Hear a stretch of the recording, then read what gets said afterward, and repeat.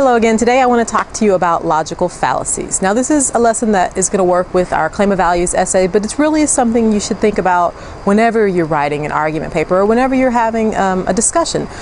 The logical fallacies, quite literally exactly what it says, is something that sounds logical but that is fallacious or flawed. There is an error in the reasoning. The trouble there is that it actually does sound good. If you don't think critically about it, then you don't really realize that there's something wrong there. There's something erroneous about the reasoning, the logic being used.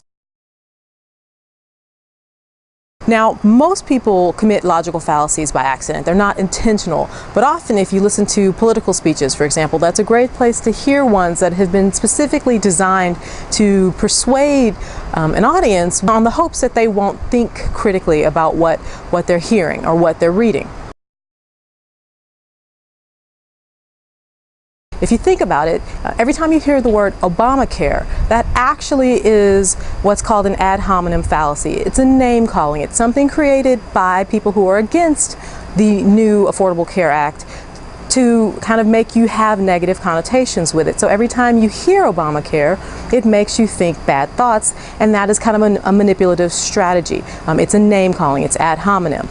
Equally, every time from the other end, liberals refer to conservative viewpoints as a war against women, that is their effort to kind of craft what is, in this case, is a false analogy, war versus political passages of laws that may affect women. Those are two things that really are apples to oranges, and so in that case it's a manipulative strategy on the other end to kind of get you not to think critically, but rather to be seduced by sort of flowery words.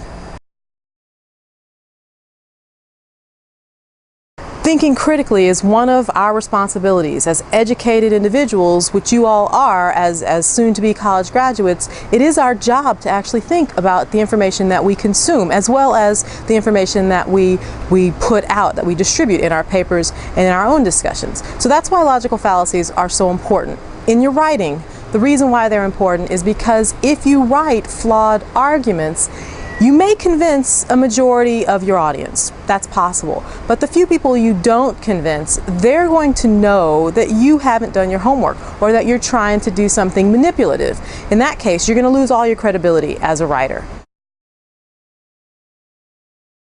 I talk often about Aristotle, and the reason being is because for rhetoric, for the art of speaking persuasively, Aristotle is really the father of rhetoric. And in his day, there were people called the sophists, and Aristotle spoke out against the sophists because for them, persuasion was the primary goal, and it didn't matter if your logic wasn't always sound. And so what I want you to realize is that actual rhetoric, actual persuasive speech should have accurate and correct logic.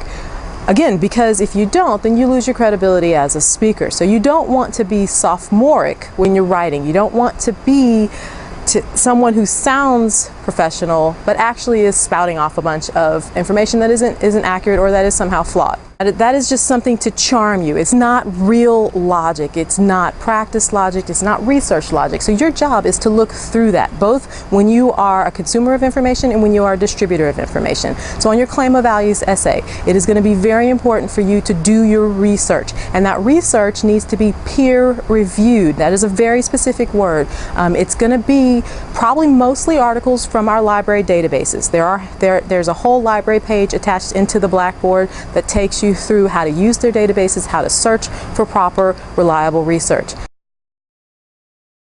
Peer-reviewed is going to be articles that are written by experts in the field that has also been read by an audience of experts in the field or reviewers. That audience will have passed the essay. They will have approved it. They would have said, yes, this is researched evidence, it's credible evidence, and it doesn't commit any of the logical fallacies that are sometimes susceptible to arguments. So pay attention to the idea of peer-reviewed research. That's going to be very important when you go to compiling all of your data and evidence for your research papers. There is no place for logical fallacies in honest argumentation. You should make a conscious effort to reason accurately and without misleading information.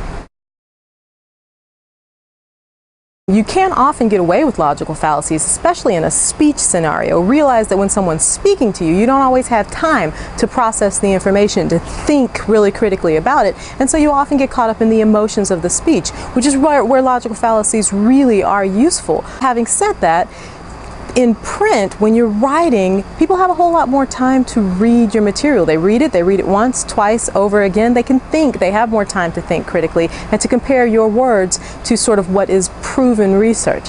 In that case, and really in a speech setting, you don't want to use these logical fallacies. It ruins your credibility as a writer, as a speaker, and it makes people not trust the information that you disseminate. So when you're ready, go into Blackboard, take a look at some of the resources I have there for logical fallacies. There's a YouTube video that's a cartoon based that kind of is a comical demonstration of some of the fallacies. There's a handout that explains some of the most popularly used ones, although there are tons out there, and so I could not possibly cover all of them. And then there's the St. John essay. It is an example of an editorial page that uses a ton of logical fallacies and gives you a chance to practice your detection of them and see why they really do sacrifice the credibility of an argument. Take care to pay attention to these logical fallacies, or I should say avoid them, when you're writing your claim of values essay and your call for papers essay. Thank you very much, and I'll look forward to seeing you next time.